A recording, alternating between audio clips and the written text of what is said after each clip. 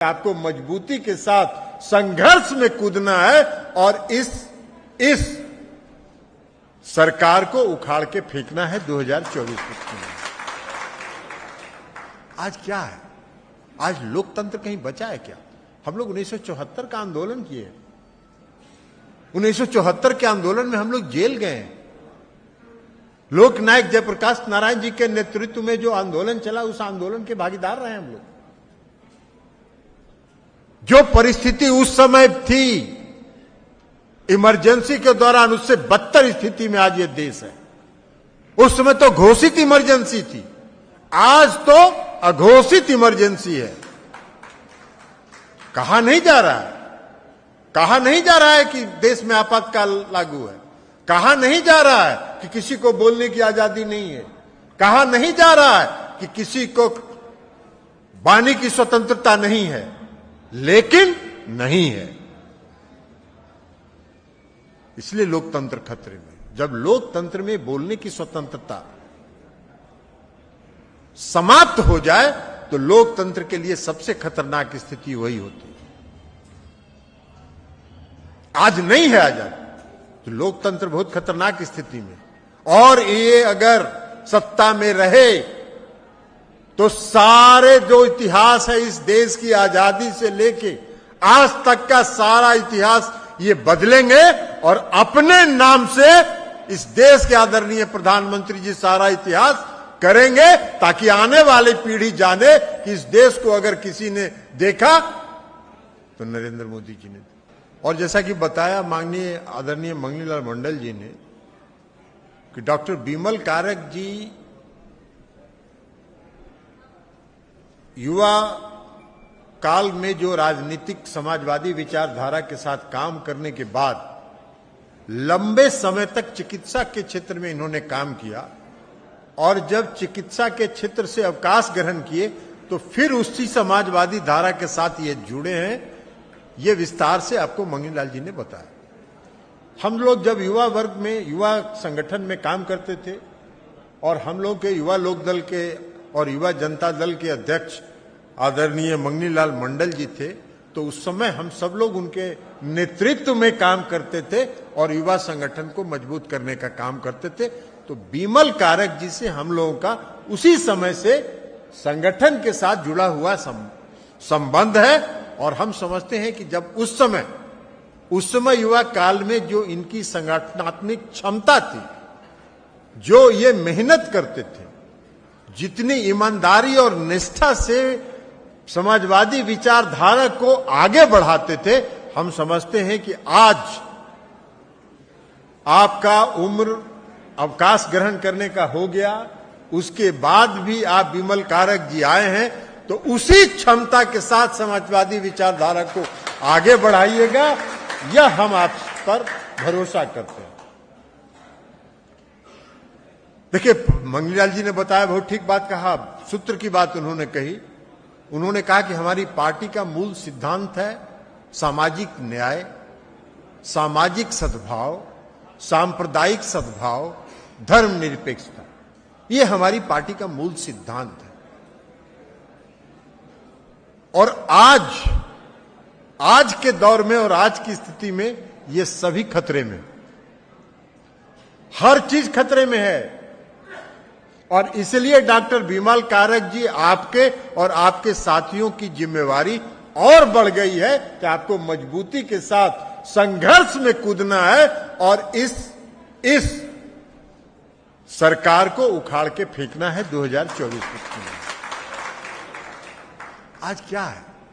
आज लोकतंत्र कहीं बचा है क्या? हम लोग 1974 का आंदोलन किए। 1974 के आंदोलन में हम लोग जेल गए। लोकनायक जयप्रकाश नारायण जी के नेतृत्व में जो आंदोलन चला, उस आंदोलन के भागीदार रहे हम लोग। जो परिस्थिति उस समय थी इमरजेंसी के दौरान, उससे बदतर स्थिति में आज ये देश है। उस समय तो घोषित इमरजेंसी थी, आज तो अघोषित इमरजेंसी है। कहा नहीं जा रहा है, कहा नहीं जा रहा है कि देश में आपातकाल लागू है, कहा नहीं जा रहा है कि किसी को बोलने की आजादी नहीं है, कहा नहीं जा रहा है कि किसी को वाणी की स्वतंत्रता नहीं है, लेकिन नहीं है। इसलिए लोकतंत्र खतरे में। जब लोकतंत्र में बोलने की स्वतंत्रता समाप्त हो जाए तो लोकतंत्र के लिए सबसे खतरनाक स्थिति वही होती है। आज नहीं है आजादी तो लोकतंत्र बहुत खतरनाक स्थिति में। और ये अगर सत्ता में रहे तो सारे जो इतिहास है इस देश की आजादी से लेके आज तक का सारा इतिहास ये बदलेंगे और अपने नाम से इस देश के आदरणीय प्रधानमंत्री जी सारा इतिहास करेंगे, ताकि आने वाली पीढ़ी जाने कि इस देश को अगर किसी ने देखा तो नरेंद्र मोदी जी ने देखा। अरे भाई, आप महात्मा गांधी को, बापू को भूल रहे हैं। आप डॉक्टर भीमराव अंबेडकर के सिद्धांतों को समाप्त कर रहे हैं। डॉक्टर भीमराव अंबेडकर ने जो संविधान बनाया उसका मूल आधार है, उसको समाप्त कर रहे हैं। जननायक कर्पूरी ठाकुर जी ने बिहार में जो आजीवन संघर्ष किया उसको समाप्त कर रहे हैं। आप आरक्षण के विरोधी हैं। ठीक कहा मंगनीलाल मंडल जी ने। 1977 में जब पहली बार जननायक कर्पूरी ठाकुर जी ने आरक्षण लागू किया तो यह भारतीय जनता पार्टी के लोगों ने उनकी सरकार को गिरा दिया और बिहार में आरक्षण विरोधी अपने चेहरे का परिचय दिया। यह है इनका काम। तो इसलिए ये खत्म कर रहे हैं, इस देश को खत्म कर रहे हैं, इस देश के इतिहास को खत्म कर रहे हैं। जितनी संवैधानिक संस्थाएं हैं, एक भी संवैधानिक संस्था आज इस देश का नहीं है जो स्वतंत्र हो, जो निष्पक्ष हो। एक भी नहीं है। सारी संवैधानिक संस्थाओं की निष्पक्षता को इन्होंने समाप्त कर दिया। सब पर अपना नियंत्रण रखा है, सबको डरा के रखे हैं। भाई, मीडिया तक को जब डरा के रखे तो बाकी किसका बात है। मीडिया तो माना जाता था चौथा स्तंभ न इस देश का, लोकतंत्र का चौथा स्तंभ न माना जाता है। इन लोगों का दोष नहीं है। ये लोग जो यहां बैठे हुए हैं इनमें से किसी का दोष नहीं है।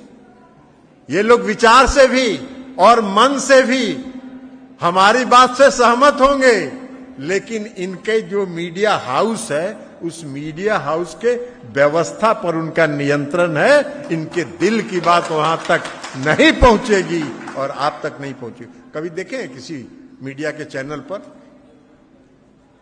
किसी मीडिया के चैनल पर देखे हैं? कोई देखिए। हम तो आपको चुनौती देते हैं सबको। एक दिन का सुबह से शाम तक का मीडिया, एक मीडिया को किसी को उठा लीजिए, उसको सुबह से शाम तक देख लीजिए, एक भी खबर मिल जाए जो सरकार का विरोध, सरकार के खिलाफ हो। नहीं है। राहुल गांधी जी की सदस्यता समाप्त हुई, 5 दिन तक डिबेट चलता रहा। पुलवामा की घटना पर भारतीय जनता पार्टी द्वारा नियुक्त राज्यपाल ने जब खुलासा किया, किसी मीडिया हाउस ने उसका नोटिस तक नहीं लिया। किसी मीडिया के किसी समाचार में एक शब्द का भी चर्चा नहीं हुआ। क्या है? कौन सा मीडिया, कौन सा लोकतंत्र का चौथा स्तंभ है? समाप्त हो चुका है।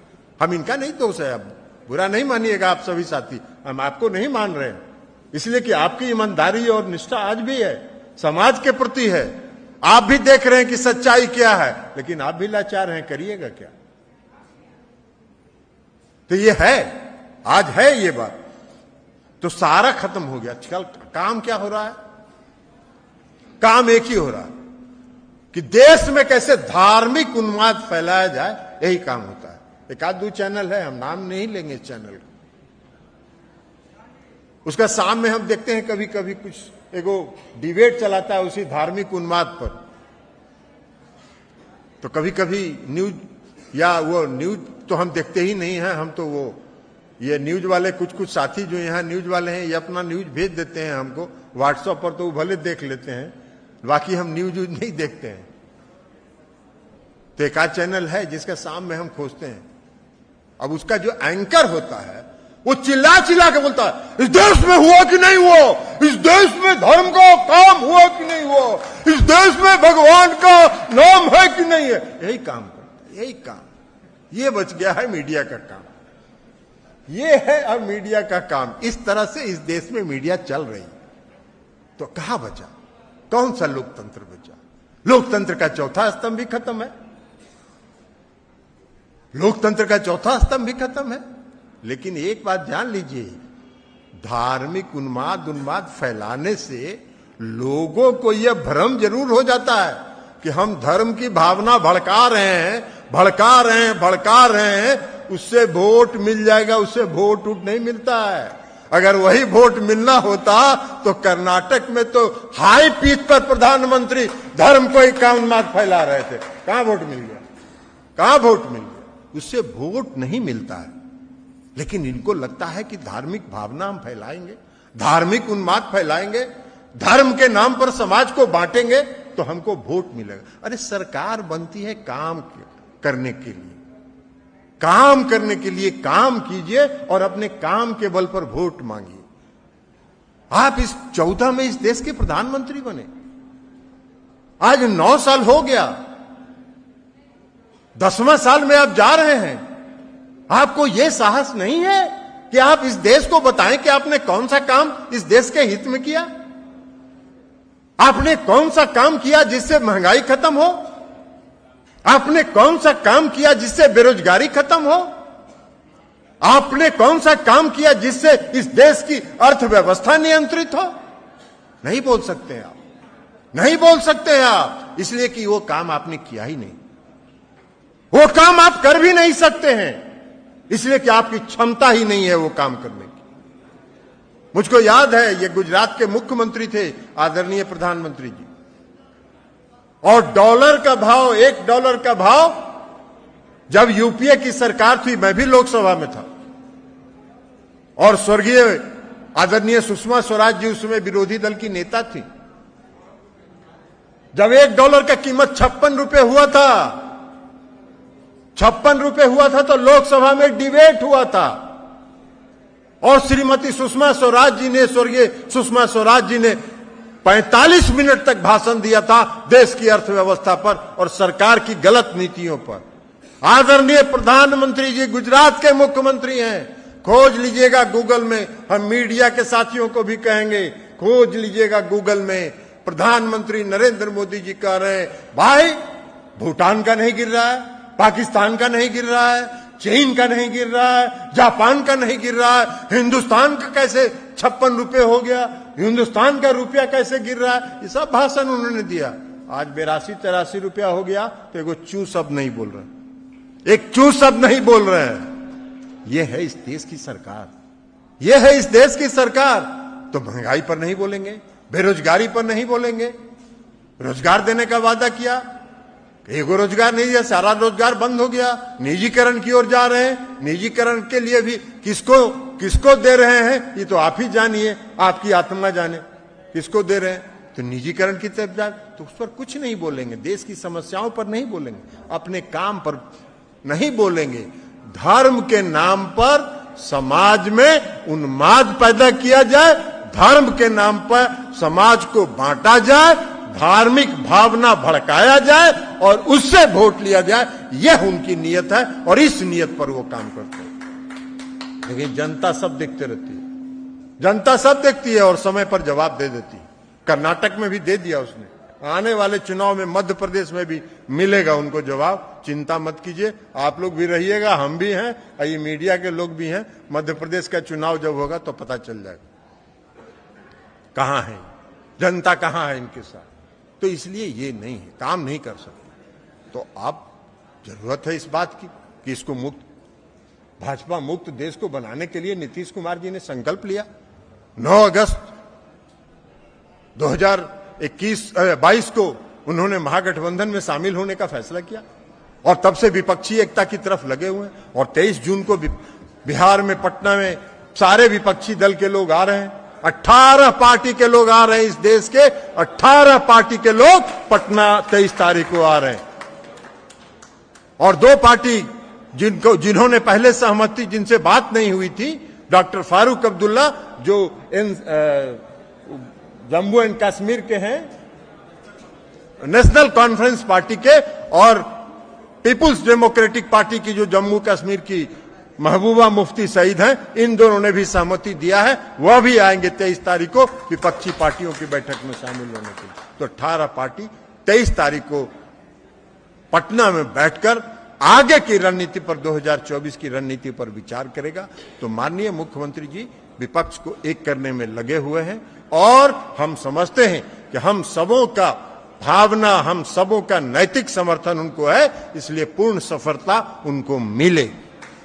लेकिन एक बात हम बोल रहे हैं, अभी कौन खड़ा था जी, ये खड़ा हो जरा, ये अभी नारा लगा रहे थे देश का प्रधानमंत्री कैसा हो, नीतीश कुमार जी जैसा हो। नीतीश कुमार जी देश के प्रधानमंत्री के उम्मीदवार नहीं हैं।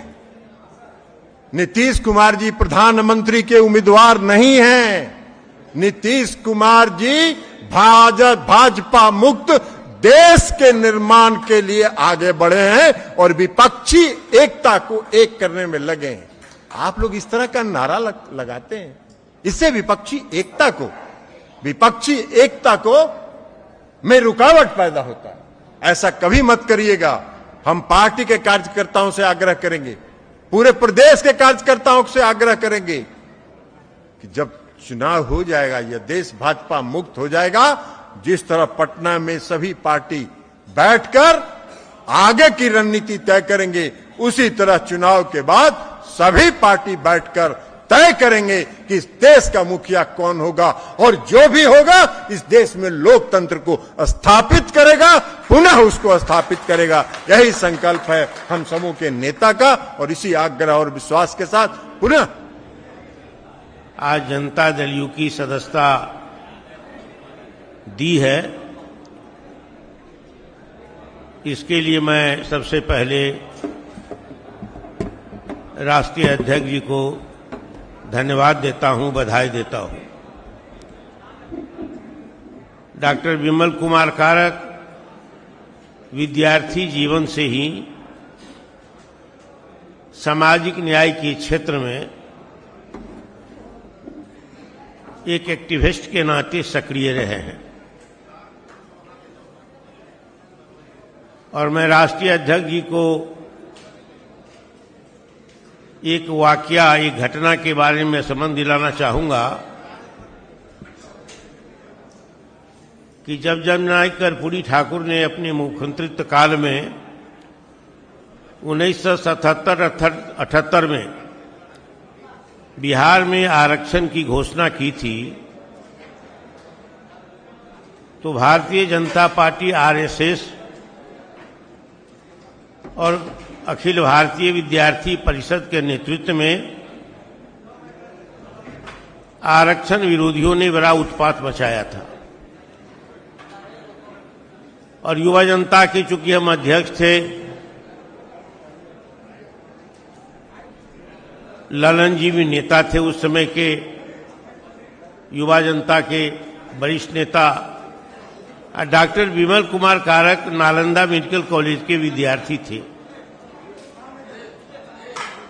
काफी संख्या में जब हम लोगों ने निर्णय लिया कि आरक्षण के समर्थन में जुलूस निकाला जाएगा बेली रोड पर, क्योंकि अक्सर आरएसएस के लोग, बीजेपी के लोग और विद्यार्थी परिषद के लोग खिलाफ में आरक्षण निकालते थे, कर्पूरी ठाकुर के खिलाफ नारेबाजी करते थे। सरकार में उस समय के जनसंघ, आज के भारतीय जनता पार्टी के लोग मंत्री भी थे, लेकिन उकसावे की राजनीति जो उनकी पुरानी आदत रही है कि साथ में रह करके उकसाने की राजनीति से बाज नहीं आती है पार्टी, उन दिनों भी किया था।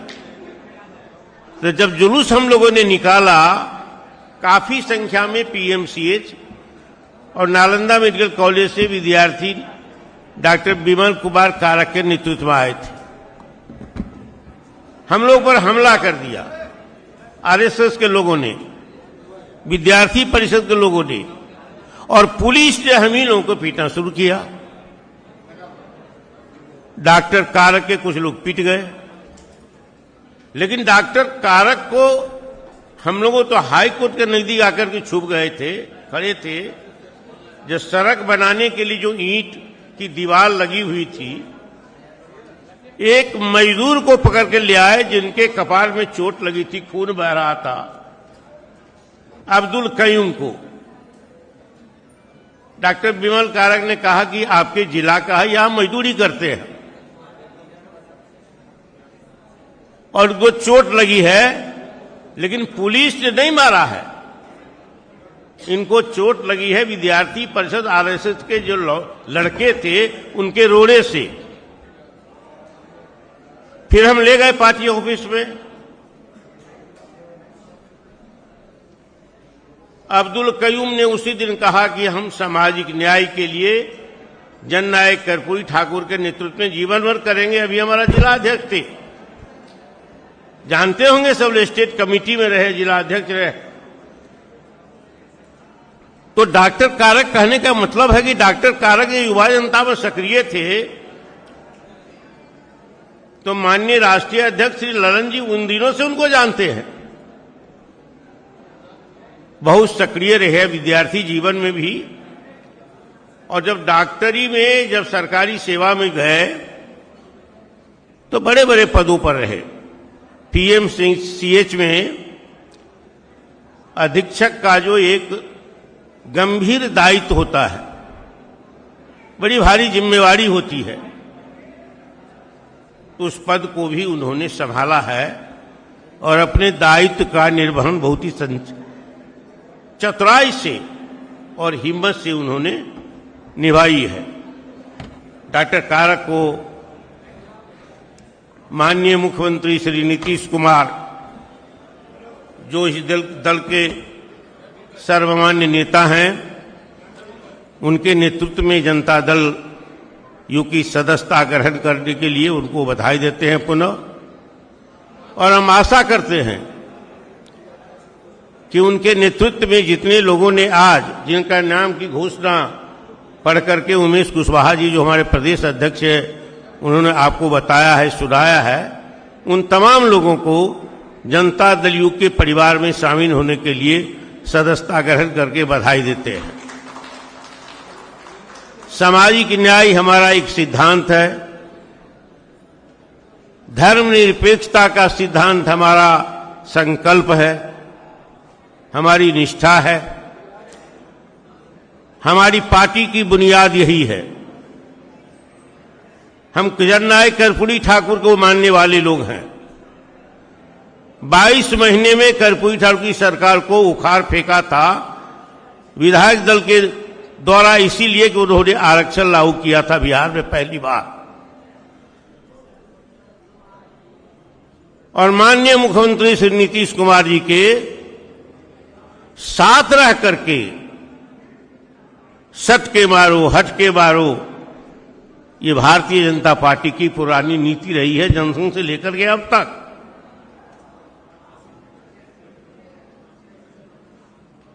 और माननीय मुख्यमंत्री ने कहा कि हम 2 सिद्धांतों से समझौता नहीं करेंगे। अगर इस देश में लोकतंत्र को जिंदा रहना है, अगर इस देश में भावात्मक एकता को आम लोगों के बीच में, आवाम में मजबूत करना है, सुदृढ़ करना है, और देश में आंतरिक एकता को सबल बनाना है, तो हम सामाजिक न्याय, लोकतंत्र और धर्मनिरपेक्षता के सिद्धांत से समझौता नहीं करेंगे। और इसी डगर पर ताल ठोक करके माननीय मुख्यमंत्री चल पड़े हैं कि भारतीय जनता पार्टी को केंद्र से हटाएंगे और इन ताकतों को मजबूत करने वाली शक्ति को एका करेंगे, एकीकृत करेंगे और एक स्थान पर लाएंगे। और इसीलिए डॉक्टर कारक ने भी हमको कहा कि हम माननीय मुख्यमंत्री के नेतृत्व में, चूंकि हम कर्पूरी ठाकुर के शिष्य रहे हैं, डॉक्टर लोहिया को मानने वाले रहे हैं, बाबा साहब अम्बेडकर को मानने वाले रहे हैं, जेपी को मानने वाले रहे हैं। 74 में जब हम लोग आंदोलनरत थे तो कम उम्र के थे, मेडिकल कॉलेज में नहीं आए थे, लेकिन कॉलेज में चले आए थे जहां से उनको आईएससी करना था, तब भी एक्टिव थे डॉक्टर कारक। और इस परिस्थिति में इस जो लड़ाई हमारी है और माननीय मुख्यमंत्री के नेतृत्व में जो कारवा बनाना है, पार्टी को मजबूत करना है, लोगों के बीच में जाना है, संदेश को लेकर के धर्मनिरपेक्षता का संदेश, सामाजिक न्याय का संदेश, लोकतंत्र को मजबूत करेंगे, देश को मजबूत करेंगे। मैं समझता हूं कि डॉक्टर कारक इन्हीं बुनियादी सिद्धांतों को लेकर के सामाजिक न्याय कर्पूरी ठाकुर के नेतृत्व, माननीय मुख्यमंत्री नीतीश कुमार के नेतृत्व में और राष्ट्रीय अध्यक्ष श्री ललन जी के नेतृत्व में आगे बढ़ेंगे, काम करेंगे और समर्पण के भाव से निष्ठापूर्वक इस दल में ये सेवा करेंगे, आगे बढ़ेंगे। हमको विश्वास है उनके आने से दल को मजबूती मिली है, ये भी हमारा विश्वास है। इन्हीं बातों के साथ उनके साथ जितने लोग आए हैं उनको शुभकामना दे